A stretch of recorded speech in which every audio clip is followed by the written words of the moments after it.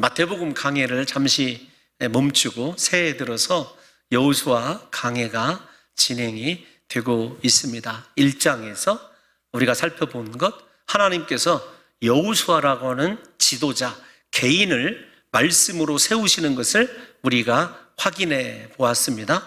여호수아에게 하나님께서 내가 모세와 함께 있었던 것 같이 내가 너와 함께 하리라, 너를 떠나지 아니하고 버리지 아니할 것이다. 그러면서 하나님께서 여호수아에게 그 복을 위하여 철저하게 지켜야 될 것 딱 한 가지를 말씀해 주시죠. 말씀에서 벗어나 좌로나 우로나 치우치지 말라는 것입니다. 말씀 중심의 신앙을 살라는 거죠. 이어서 여호수아 개인이 회복이 되어졌다면 이스라엘 공동체를 하나로 그렇게 가나안 정복 전쟁에 적합한 구조로 바꾸죠. 먼저 분깃을 허락받은 자들, 축복을 받은 두 지파판 르우벤, 갓, 므낫세 반지파들에게 너희가 이스라엘의 선봉에 서서 무장을 하고 먼저 가나안 정복 전쟁에 앞장을 서라, 이렇게 권면을 합니다. 전쟁 준비가 다 마쳐졌어요. 여호수아 2장에서는 기생 라합 이야기, 우리가 잘 아는 이야기 아닙니까? 기생 라합의 이야기를 통해서 가나안 정복 전쟁의 정당성에 대해서 하나님이 길게 자세하게 우리에게 가르쳐 줍니다. 가나안 정복의 정당성이자 이스라엘의 구원 이야기, 하나님의 백성들이 어떻게 구원을 받는가, 핵심이 뭐라고 말씀을 드렸냐면 가나안 족속이 멸망당하는 것은 그들의 죄악의 관영함 때문이 아니라 하나님의 말씀을 듣고도 하나님에 관한 소문을 듣고도 믿고 하나님께로 돌이키지 아니함이라고 하는 것을 우리가 잘 아는 손가락질 받아서 마땅한 신전에서 그렇게 우상들을 섬기고 음란한 행위를 하는 창기였던 라합을 하나님께서 구원하시는, 하나님의 은혜로 구원하실 뿐만 아니라 메시아 족보의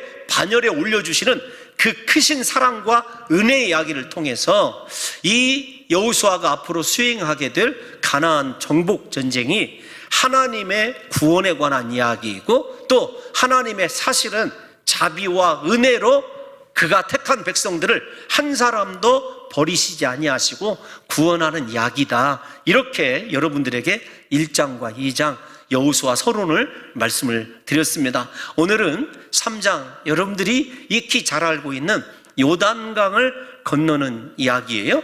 근데 요단강을 건너는 것이나 하나님께서 홍해바다를 출애굽하자마자 건너게 하신 것이다, 건너게 하신 것이나 모두 다 하나님께서 이스라엘을 위하여 베푸신 기적이라는데 우리가 초점을 맞춰야 됩니다. 어떤 이야기를 드리고 싶냐면 홍해바다를 가르게 된 것, 요단강이 오늘 본문에서 갈라지게 된 것, 이스라엘의 자격이나 공로가 아닙니다. 거듭 말씀을 드리지만 하나님의 자비와 하나님의 이스라엘을 향한 변함없는 사랑 때문이라는 거예요. 그런데 그러함에도 불구하고 이 홍해바다를 가른 사건과 요단강을 가른 사건이 양적 질적으로 차이가 있습니다. 우리가 고린도전서에서 살펴보듯이 홍해바다를 하나님께서 갈라주셔서 이스라엘 백성들이 마른 땅처럼 바다를 건너게 하신 것은 우리가 받는 세례를 의미합니다. 죄사함 받는 것을 이야기한다면 요단강을 건넌 사건, 오늘 그것에 초점을 맞추게 될 터인데요, 그 사건은 우리가 완전히 하나님의 백성으로 변화된 인생을 살아가야 됨을 이야기하는 거예요. 왜 그런가 하면은 우리가 이스라엘 족속을 무슨 족속이라고 부르죠? 이스라엘이라고는 말 말고 다른 말, 히브리 백성, 히브리 민족, 이렇게 이야기를 합니다. 여러분, 히브리란 말이 어디에서 왔냐면 핫비르라는 말이에요. 핫비르라는 말이 무슨 뜻이냐면 강을 건넌 사람들이라는 이야기입니다. 누가 강을 건너자 히브리라고 하는 말이 탄생이 되었냐면 아브라함이 하나님의 말씀을 쫓아서 유브라데 강을 건너고 요단강을 건넜을 때 그 강을 건너오는 이방인을 보고 아브라함이 이방인 아닙니까? 가나안 사람들이 붙인 이름이 핫비르, 히브리라는 말이에요. 오늘 드디어 여호수아의 지도 아래 이스라엘 백성들이 요단강을 건너므로써 진짜 핫비르, 강을 건넌 사람들 히브리가 되는 거죠. 히브리 백성이 되는 건데, 여러분, 강을 건넜다라고 하는 것은 단순히 그들이 장소적으로 강을 건너 이동했다는 말이 아닙니다. 어떤 의미냐면, 강을 건넌 사람들은 다시 이전의 삶으로 돌아갈 수 없다라는 뜻을 가지고 있어요. 심지어 이렇게 해석할 수도 있습니다. 만약입니다. 그들이 발로 요단강을 건넜지만 요단강을 배를 타고 건넜다고 가정해보면 그 타고 온 배를 불살라 버려서 다시는 강 저편으로 건너가지 못하도록, 과거로 돌아가지 못하는 완전한 하나님의 백성으로 인침받는 사건이 강을 건넌 사건이에요. 다시 설교 처음으로 돌아가면 이스라엘 백성들이 출애굽했을 때에도 하나님께서 홍해바다를 가르시면서 다시는 애굽을 생각지도 못하게 하셨습니다. 과거를 생각지도 뒤돌아보지도 못하게 하신 것이죠. 오늘 강을 건넌 히브리 사람이 됨으로 말미암아 이스라엘 백성들은 이제 철저히 과거와 단절된 삶을 살아야 됩니다. 과거의 삶이 내 중심이었고, 그 다음에 중요한 것, 내 고집과 내 생각을 가지고 살아가던 삶이었다고 한다면, 강을 건넌 이후에는 오늘 본문에 기록되어 있는 대로 철저히 말씀만 따라가는 인생으로 변화되어야 한다는 거죠. 사랑하는 성도 여러분들과 제가 실제적으로 다시 말씀을 드리지만, 우리가 홍해바다를 믿음으로 건넜습니다.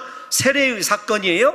요단강을 건너서 완전히 거듭났습니다. 새로운 삶의 양식을 취하여야 하는데, 그 새로운 삶의 양식의 기준이 어떤 것이냐면, 우리가 잘 아는 대로 말씀을, 언약궤를 따라가는 삶이어야 됩니다. 이제 눈앞에 보이던, 가시적으로 보이던 구름기둥과 불기둥은 사라지게 됩니다. 하나님의 말씀을 얼마나 사랑하고 그 말씀을 어떻게 준행하느냐가 진짜 히브리 백성이 되었는가, 히브리 민족이 되었는가, 아브라함에게 주신 언약을 성취하는 인생을 살아가게 되었는가. 육적으로 생각해 보면 하나님께서 아브라함에게 주신 그 약속이 몇백 년이 걸쳐서, 분명히 제가 몇백 년이라고 말씀드리는 것은 연대별로 약간의 차이가 있기 때문에 어림잡아서 그냥 몇백 년이라고 말씀을 드리는 거죠. 적어도 우리가 야곱의 때부터 계산하면 430년대입니다.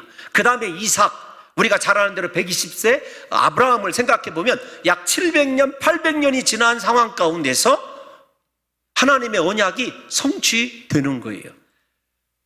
후손이 약 장정만 60만 명이니까 200만 명으로 그렇게 기하급수적으로 증가하였고, 이제 이 가나안 땅이 얻어지게 되는데, 눈에 보이는 하나님의 언약의 성취가 중요한 것이 아니라 이제 진짜 이들이 히브리 사람이 되어서 아브라함처럼 말씀대로 즉시 순종하는 인생, 믿음으로 살아가는 인생을 그들이 살아갈 수 있느냐라고 하는 것이 이 요단강을 건넌 실질적 의미라고 이야기할 수 있습니다. 부디 저는 우리 성도 여러분들에게 우리 모두가 다 하나님의 은혜로 세례로 받고 또 진짜 거듭난, 성령으로 물로 거듭난 사람이 되었다고 한다면, 과거와 강 저편의 삶은 완전히 다 잊어버리시고 이제부터 내가 강을 건넌 자답게 하나님이 나에게 어떤 말씀을 주시든지 그 말씀을 쫓아가고 그 말씀을 이룰 수 있는 거룩한 하나님의 영적인 히브리 사람들이 되시기를 예수님의 이름으로 축원합니다. 먼저 이것이 요단강의 어떤 영적인 의미라고 한다면, 요단을 건너기 이전에 하나님께서 여호수아의 특별한 행동을 주목을 하십니다. 3장 1절을 먼저 한번 보겠습니다. 3장 1절 시작. 또 여호수아가 아침에 일찍이 일어나서 아멘. 됐습니다. 여호수아가 아침에 일찍 일어났다라는 사실을 먼저 언급을 해줘요.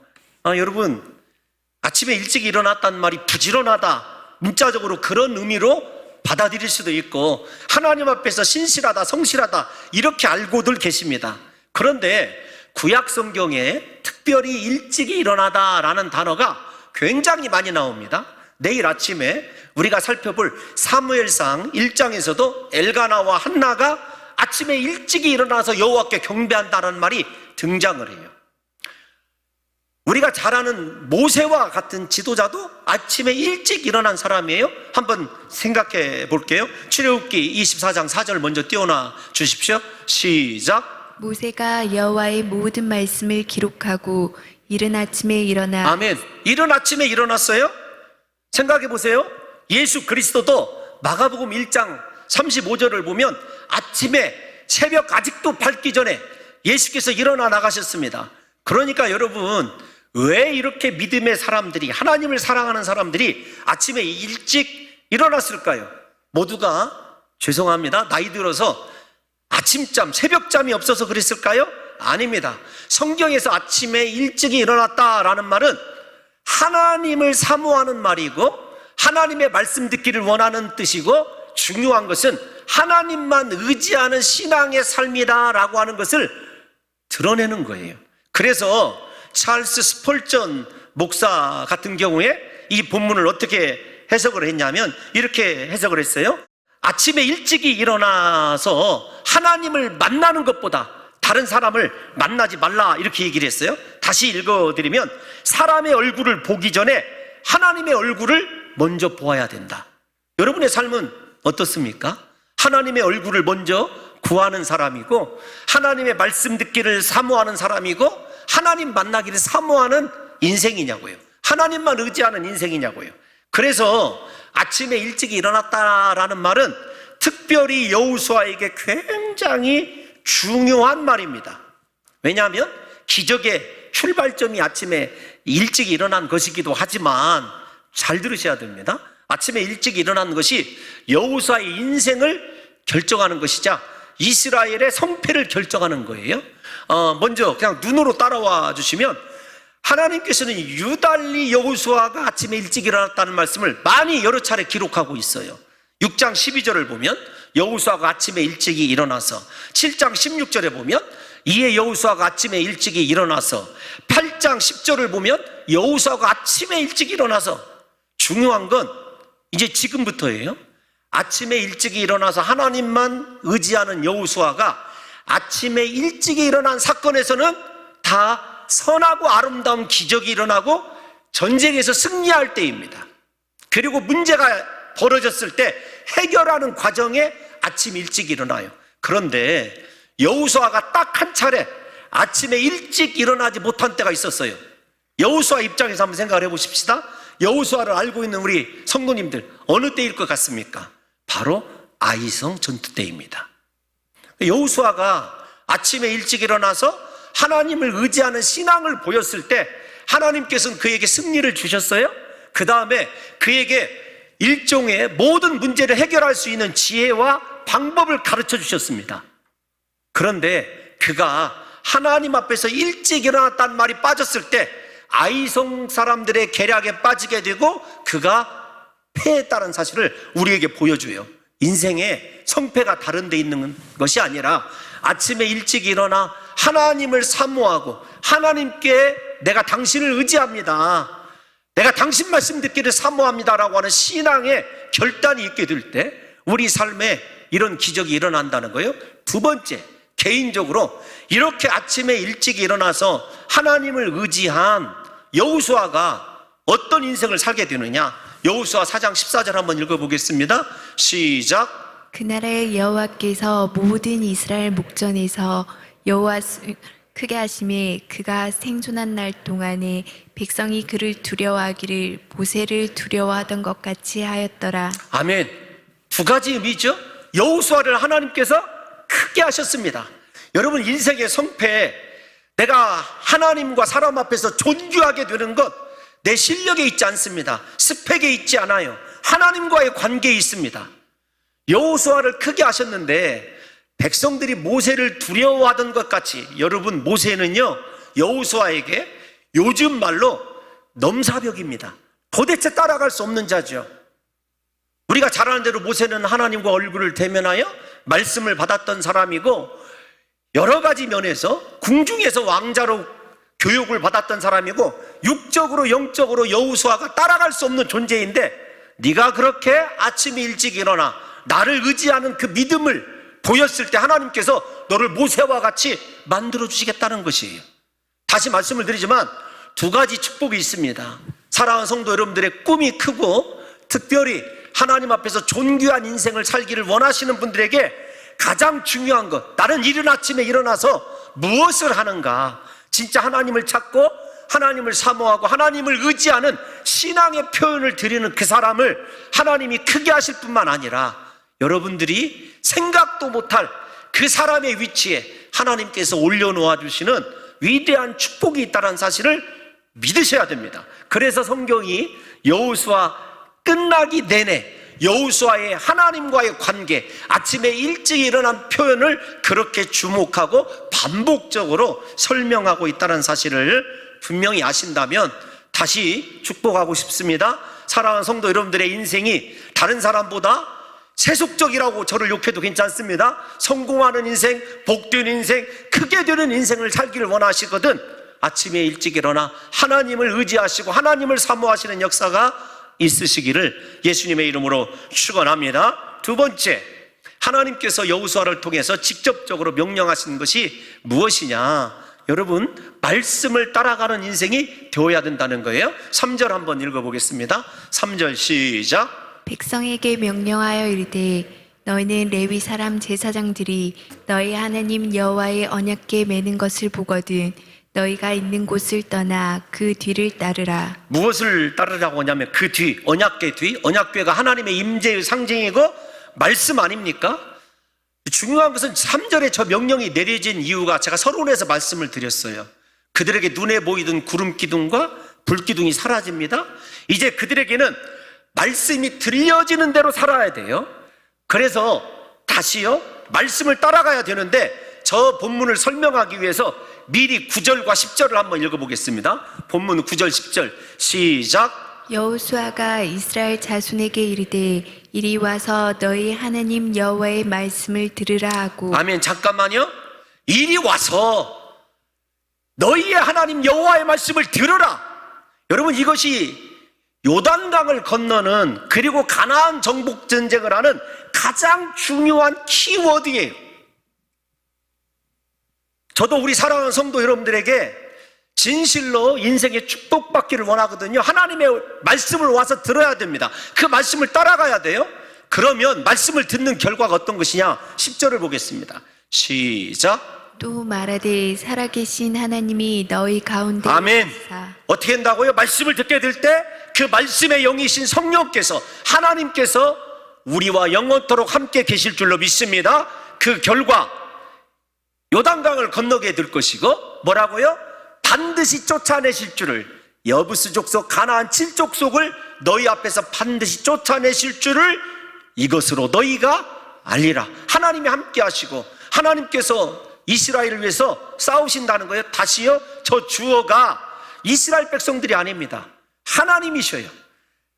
홍해바다를 가르시고 요단강을 갈라주신 하나님께서 모든 가나안 족속도 이스라엘과 함께 하시면서 스스로 하나님께서 역사하셔서 모든 가나안 족속들을 이스라엘 앞에서 쫓아내 주신다고 하는 것이 약속입니다. 어떤 자에게?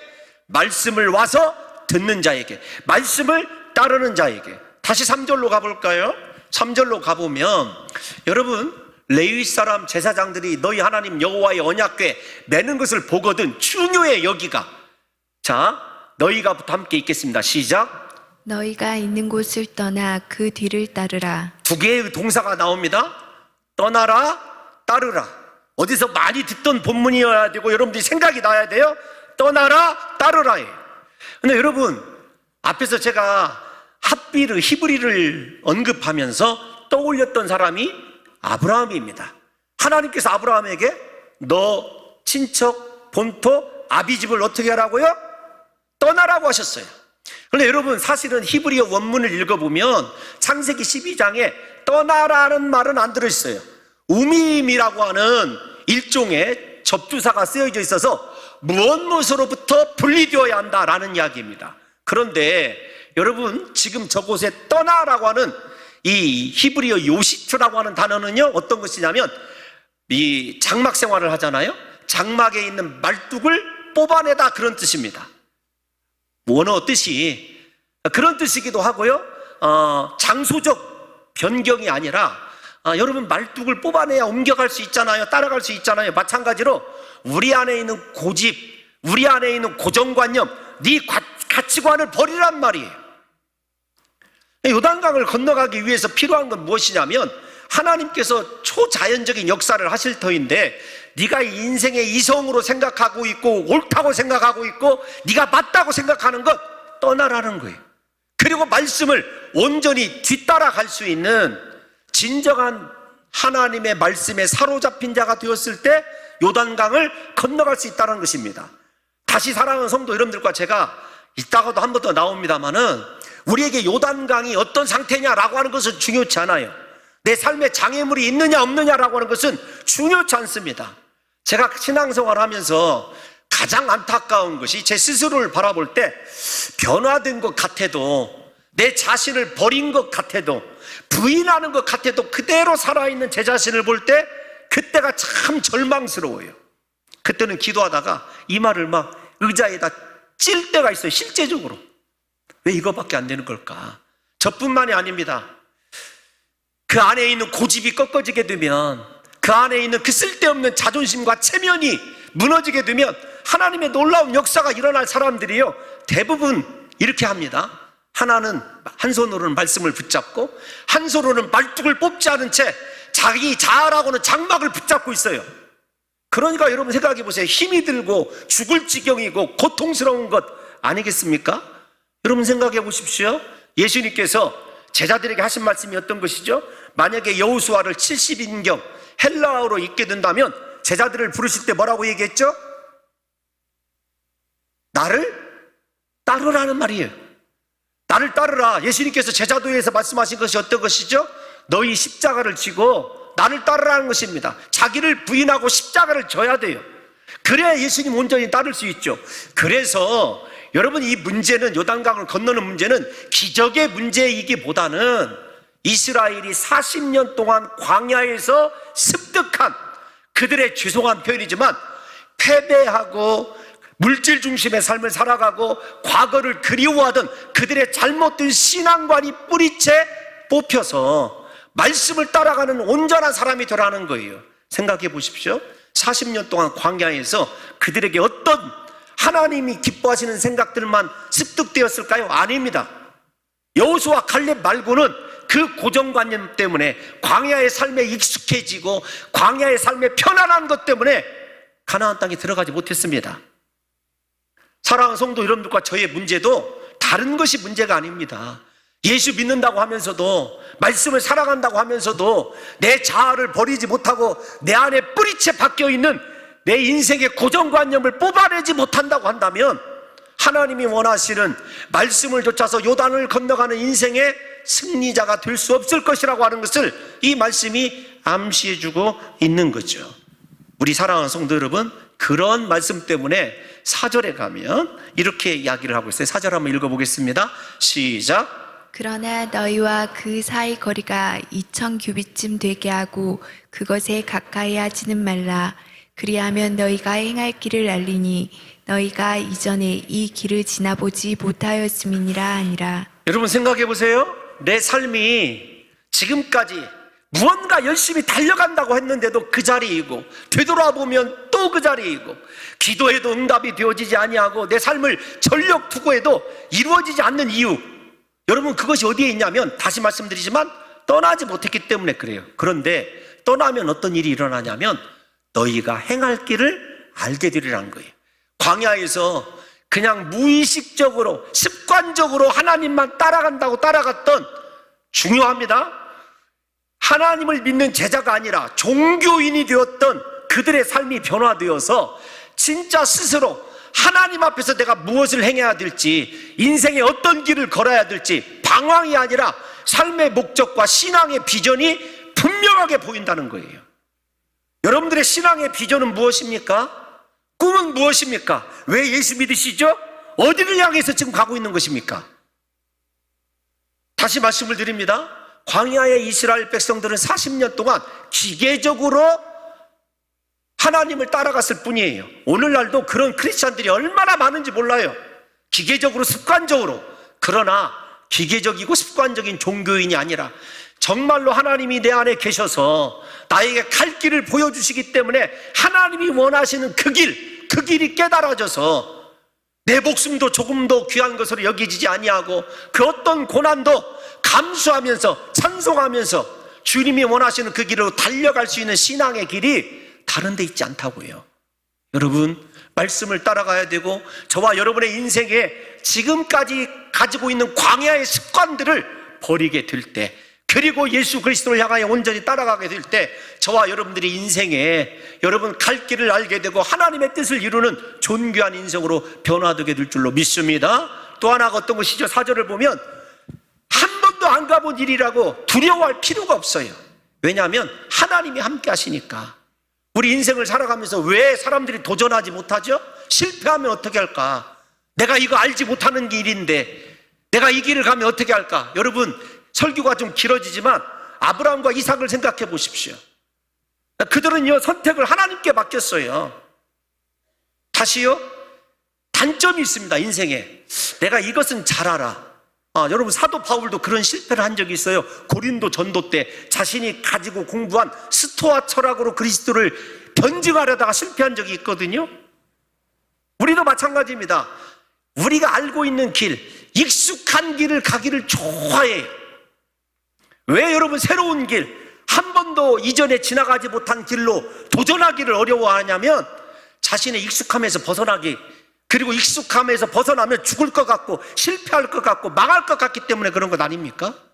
그런데 정말로 말씀 따라가면 내가 못 가본 길이라고 두려워할 필요가 없고 이거 내가 모르는 일이라고 당황할 필요도 없습니다. 하나님께서 반드시 그분이 원하시는 곳으로 저와 여러분들을 인도하시는 은혜가 있게 될 줄로 믿습니다.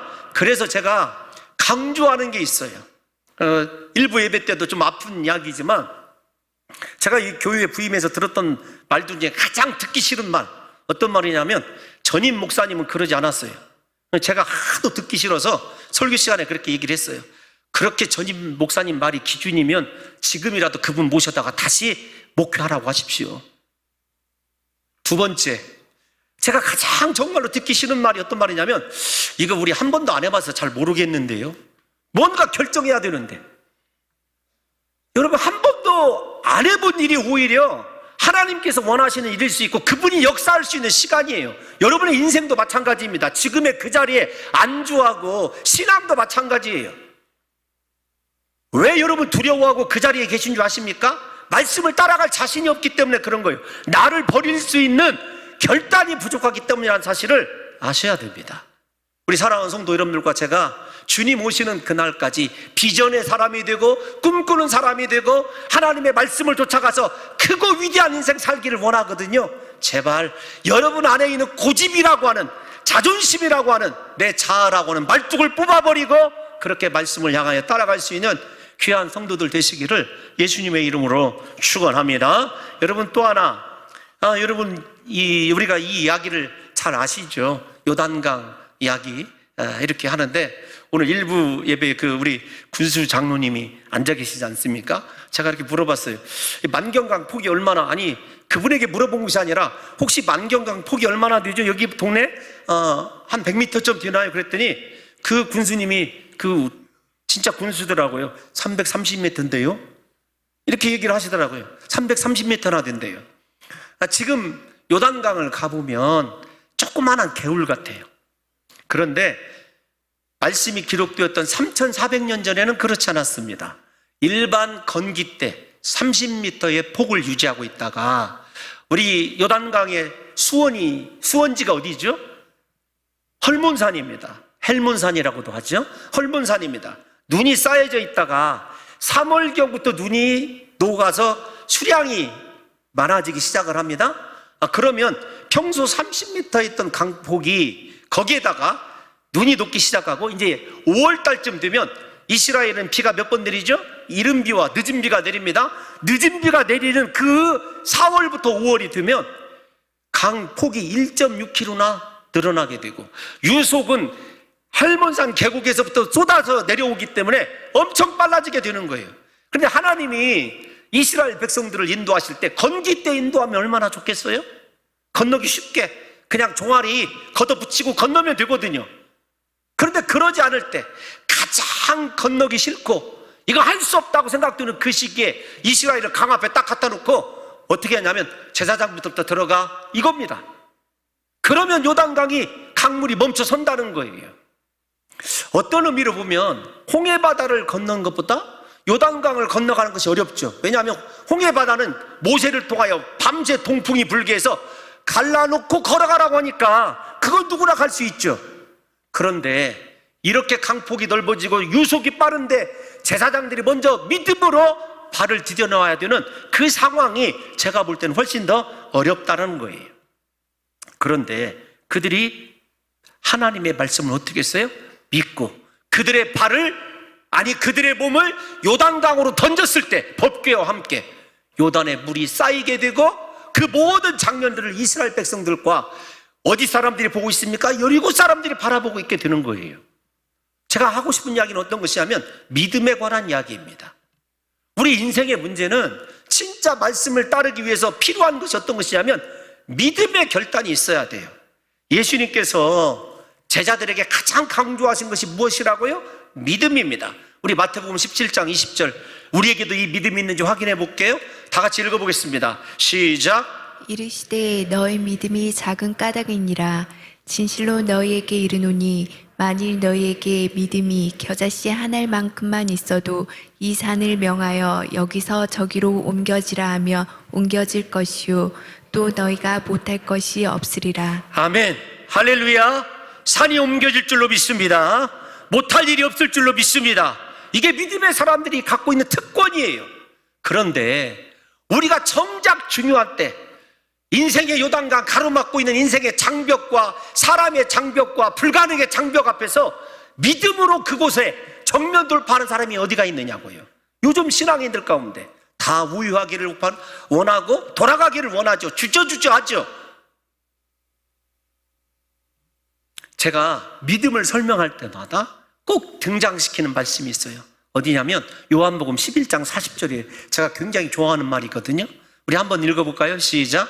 예수께서 이르시되 내 말이 내가 믿으면 하나님의 영광을 보리라 하지 아멘. 아니하느냐. 사랑하는 성도 여러분, 입으로는 하나님의 영광 보기를 원합니다. 저도 우리 죄송합니다. 우리 성도님들이 축복할 때 하나님 그 가정이 하나님의 영광을 목도하기를 원합니다. 제 삶에도 그래요. 하나님 영광 목도하기를 원합니다. 그런데 조건이 무엇이냐면 믿으면이에요. 믿으면. 우리의 신앙은 어떤 것인 줄 아십니까? 하나님 보여주면 믿을게. 순서 바꾸기를 좋아합니다. 그러지 마시고 여러분 믿으십시오. 하나님의 영광을 보게 될 줄로 믿습니다. 하나님의 그 임재의 영광이 오늘날 나타나지 않는 이유가 무엇이냐면 우리가 광야에 기계적으로 습관적으로 종교 생활을 하고 있거나 믿음대로 살아가지 못하거나 내 자아를 부인하면서 하나님의 말씀을 온전히 따라가지 못함이라는 사실을 아셔야 돼요. 하나님은 우리에게 어떤 때 생각해 보면 쉬운 일을 명령하는 때는 없었던 것 같아요. 아브라함에게 독자 이삭을 바치라고 했을 때, 그리고 수많은 지금까지 믿음의 사람들에게 하나님이 요구하신 것을 생각해 보십시오. 저와 여러분들이 인생에 당하고 있는 이 요단강의 문제도 다시요, 다른 것이 문제가 아닙니다. 믿음의 문제입니다. 부디 하나님이 우리 가운데 함께 하시고 여러분들이 말씀을 붙잡는 한 우리가 믿음으로 정면 돌파할 때 여러분들 가로막고 있는 인생의 장애물들이 그것이 건강의 문제이든지 물질의 문제이든지 사람의 문제이든지 우리 앞에 굴복하게 되는 놀라운 역사가 일어나게 될 줄로 믿습니다. 마지막으로 필요한 것이 어떤 거냐? 여러분 성결의 문제예요. 우리 5절 말씀 다 같이 읽어보겠습니다. 5절 시작. 여호수아가 또 백성에게 이르되 너희는 자신을 성결하게 하라. 여호와께서 내일 너희 가운데에 기이한 일들을 행하시리라. 아멘. 성결하면 기이한 일들이 일어난다는 거예요. 두 번째 우리 인생의 문제는 성결의 문제입니다. 그런데 참 이 말씀을 여호수아가 직접 이스라엘에게 하는 걸 보면 누구에게 배웠느냐가 중요한 것 같아요. 모세가 하나님 만나러 시내산 갈 때 데리고 갔던, 그래서 가까이 그래도 비교적 갔던 종이 여호수아 아닙니까? 하나님 만나기 전에 그 하나님의 임재 앞에서 하나님의 영광을 보기 전에 모세가 이스라엘 백성들에게 명령한 것이 무엇이냐면, 출애굽기 19장 10절에서 15절 읽어보십시오. 너희들의 옷을 빨라.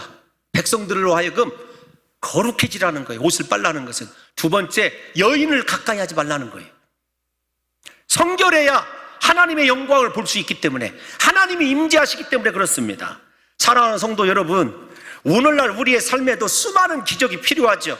그런데 아무리 기도하고 노력해도 하나님이 왜 역사하지 않느냐면, 왜 우리 인생에 기이한 일들이 일어나지 않는다면 두 가지예요. 하나는 믿음이 없거나, 두 번째로는 내가 성결하지 못하기 때문입니다. 우리가 이 말씀을 이사야에 있는 말씀으로 한번 확증해 볼게요.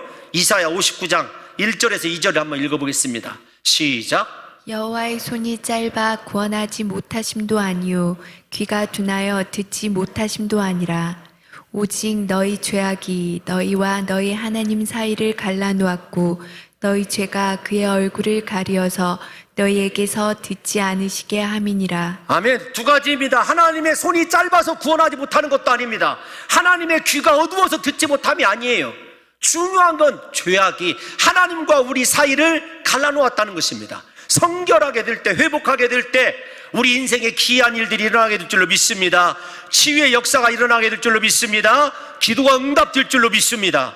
올 한 해 새해 아닙니까? 부디 우리 사랑하는 성도 여러분들이 오직 한 손에는 믿음, 한 손에는 성결로서 말씀만 따라가게 될 때에 우리 삶이 매 순간 하나님이 베풀어 주시는 기이한 일들로 가득하시기를 예수님의 이름으로 축원합니다. 여러분, 마지막 설교의 결론이 어떤 것이냐면, 왜 그러면 요단강을 그렇게 하나님이 건너라고 하셨을까? 여러분, 두 가지 면에서 한번 생각해 보려고 그래요. 하나는 약간 중복이 될 수도 있어요. 하나님이 요단을 건너야 될 이유를 설명할 때 여호수아에게 먼저 개인적으로 이렇게 설명해 주십니다. 7절, 본문 7절 한번 읽어볼게요. 시작. 여호와께서 여호수아에게 이르시되 내가 오늘부터 시작하여 너를 온 이스라엘의 목전에서 크게 하여 내가 모세와 함께 있었던 것 같이 너와 함께 있는 것을 그들이 알게 하리라. 백성들이 모세와 함께 있었던 것 같이 하나님이 여호수아와 함께 있는 것을 알게 하기 위하여 요단을 건너게 하셨습니다. 여러분의 인생에 고난, 지금 앞을 가로막고 있는 요단강이 무엇 때문에 하나님이 허락하셨냐면 여러분들을 높이시기 위한 것이고 여러분들을 통해서 하나님을 알게 하시려고 하는 계획임을 잊지 않으셨으면 좋겠어요. 그러니까 고난 앞에서 감사하십시오. 믿음으로 바라보십시오. 말씀 따라가기를 서원하십시오. 두 번째, 이스라엘 공동체에게 왜 요단을 건너게 하셨느냐? 4장 한번 보겠습니다. 24절, 4장 24절 마지막으로 한번 더 읽어볼게요. 시작. 이는 땅의 모든 백성에게 여호와의 손이 강하신 것을 알게 하며 너희가 너희 하나님 여호와를 항상 경외하게 하려 하심이라 하라. 아멘. 요단을 건너게 하신 이유, 하나님 경외에 있습니다. 믿지 않는 사람들에게는요, 여호와의 손이 크다, 즉 정말로 김집사가 믿는 하나님 살아계시네, 그것을 알게 하기 위하여 부디 인생의 어떤 여리고성이, 어떤 요단강이 여러분들을 막고 있다고 두려워하거나 주저하거나 절망하지 마십시오. 그 일들을 통하여 하나님의 살아계심이 나타날 것이고 여러분들이 크게 됨이 사람들에게 확증되어 보여질 것이고, 부디 소원합니다. 기적을 통해서 오히려 더 하나님만을 경유하는 존귀한 인생으로 변화될 것이라고 하는 확신을 가지시고 우리 삶에 그렇게 믿음과 성결로 주님이 하나님 지금 내가 당하고 있는 요단강 건너게 해주실 줄로 믿습니다. 건너게 해주심 따라 내가 영원까지 항상 여호와만 경유하는 복된 인생을 살겠노라고 결단하시는 귀한 한날이 되고 새해가 되시기를 예수님의 이름으로 축원합니다.